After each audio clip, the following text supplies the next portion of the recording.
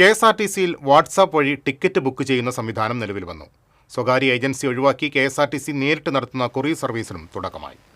KSRTC സേവനങ്ങൾ കൂടുതൽ digital സൗഹൃദമാക്കുന്നതിന്റെ ഭാഗമായാണ് വാട്സാപ്പ് വഴി ടിക്കറ്റ് ബുക്ക് ചെയ്യാനുള്ള സംവിധാനം ഒരുക്കിയിരിക്കുന്നത്.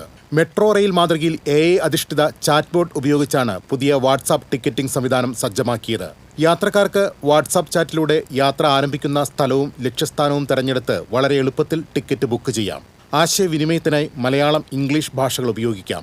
മംഗ്ലീഷ് രീതിയും ചാറ്റ് ബോട്ട് പിന്തുണയ്ക്കും. യാത്രാ സംബന്ധമായ വിവരങ്ങളും സംശയങ്ങൾക്കുള്ള മറുപടിയും ചാറ്റ് ബോട്ട് വഴി ഉടനടി ലഭ്യമാക്കും. സാങ്കേതിക പരിജ്ഞാനം കുറവുള്ള സാധാരണക്കാർക്കും എളുപ്പത്തിൽ ഉപയോഗിക്കാവുന്ന രീതിയിലാണ് AI അധിഷ്ഠിത ചാറ്റ് ബോട്ട് രൂപകൽപ്പന ചെയ്തിരിക്കുന്നത്.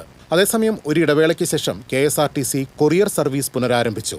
സ്വകാര്യ ഏജൻസിയെ ഒഴിവാക്കി കെ.എസ്.ആർ.ടി.സി നേരിട്ടാണ് സർവീസ് നടത്തുന്നത്. മുൻപ് സ്വകാര്യ കമ്പനിയായ സിംഗു സൊല്യൂഷൻസ് നടത്തിയിരുന്ന കൊറിയർ സർവീസിനെതിരെ വ്യാപക പരാതികൾ ഉയർന്നിരുന്നു. തുടർന്നാണ് അവരെ ഒഴിവാക്കിയത്. News desk TCV.